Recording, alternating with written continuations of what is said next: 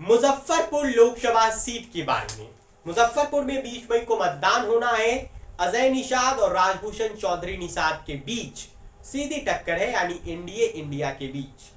पताही का एयरपोर्ट क्या सच में इस बार भी चुनावी मुद्दा बनेगा, या हमारे नेता सभी पॉलिटिकल पार्टीज के एक बार फिर से पताही एयरपोर्ट का चुनावी वादा कर लेंगे और उसे निभाएंगे नहीं।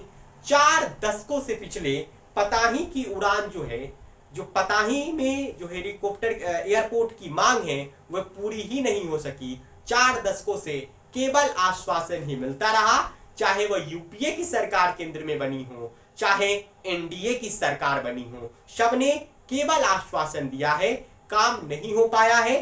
पताही एयरपोर्ट के मसले पर मुजफ्फरपुर की जनता को केवल और केवल आश्वासन मिला है, कोई ठोस काम नहीं हुआ है। अब पिछली एनडीए सरकार में वादा भी हुआ था, हम एयरपोर्ट चालू कर देंगे, अब नहीं हुआ तो नहीं हुआ। अब प्रधानमंत्री नरेंद्र मोदी का मैजिक मुजफ्फरपुर में चलता है, इसमें कोई दो राय नहीं है। मुद्दों पर अगर वोट पड़ेंगे तभी कुछ होगा, लेकिन पताही एयरपोर्ट का मसला 4 दशकों से झूल रहा है बीच में। हर पार्टी के नेता आकर चुनाव में कह देते हैं चालू कर देंगे, फिर 5 साल सो जाते हैं। 5 साल के बाद इलेक्शन में कैंपेनिंग का मौका मिलता है, फिर आते हैं, अब फिर नई बातें कह देते हैं कि इस बार अड़चन दूर हो गया है, बना देंगे कि, लेकिन वो बन नहीं पाता है।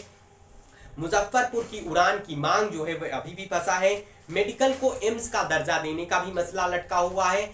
यानी मुजफ्फरपुर में जो मसले हैं, लहटी उद्योग मुजफ्फरपुर में बड़े पैमाने पर चलता है। मुजफ्फरपुर की लहटी पूरे देश में प्रसिद्ध है, लेकिन उसे औद्योगिक विकास के तौर पर, उद्योग के विकास के तौर पर सरकारें कुछ नहीं कर पाई हैं। मुजफ्फरपुर में लहटी की मांग विदेशों तक होती है। इस्लामपुर जो उसका केंद्र है, उससे लेकर बोचहा, मनियारी समेत कई गांव के 8 से 10 हजार लोग इसमें नौकरियां करते हैं। इससे उनके रोजगार का ये साधन है, एक बड़ा रोजगार का साधन मुजफ्फरपुर में लहटी उद्योग है। लहटी उद्योग है, लाख की विशेष वैरायटी और डिजाइन करके ये उद्योग चूड़ियां बनाई जाती है।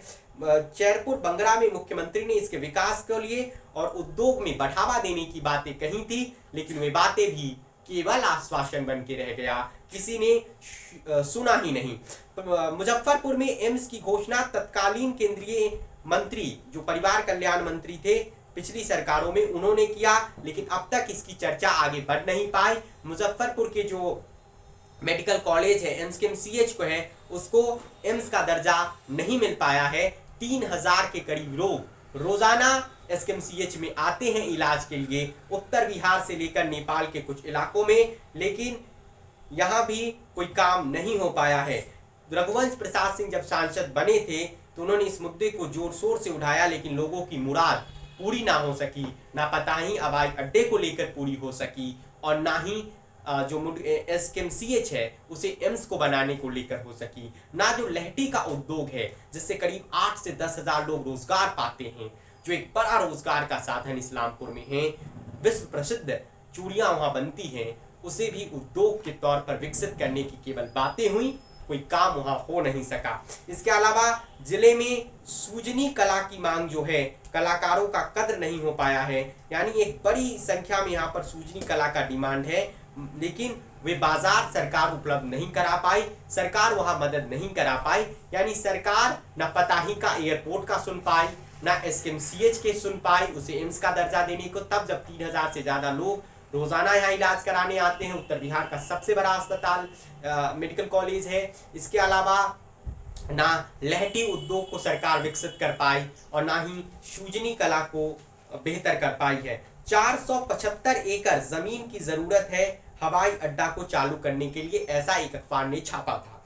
जबकि घरेलू तौर पर लहटी उद्योग व सूजनी कला में जो लोग नौकरी रोजगार करते हैं, उन्हें एक तो बाजार नहीं मिल पाता है, न सरकार उन्हें मदद दे पाती है, न सरकार उन्हें विकसित कर पाती है। शाही लीची के किसानों का अलग दर्द है। यानी यहाँ के जो स्थानीय मुद्दे हैं, जो लोगों के जीवन से जुड़े हुए हैं, उन पर कोई खास काम हो नहीं पाता है। वोट या तो जाति के आधार पर पड़ते हैं, या धर्म के आधार पर पड़ते हैं, या फिर राष्ट्रीय मुद्दों पर पड़ जाते हैं, जिसके कारण हो सकता है कि ये यहाँ इन चीजों की अपेक्षाएं सरकारें करती रही हों, लेकिन ये एक मांग जरूर है। आपको बता दें कि पताही हवाई अड्डा का मांग पिछली कई बार के चुनावों में है।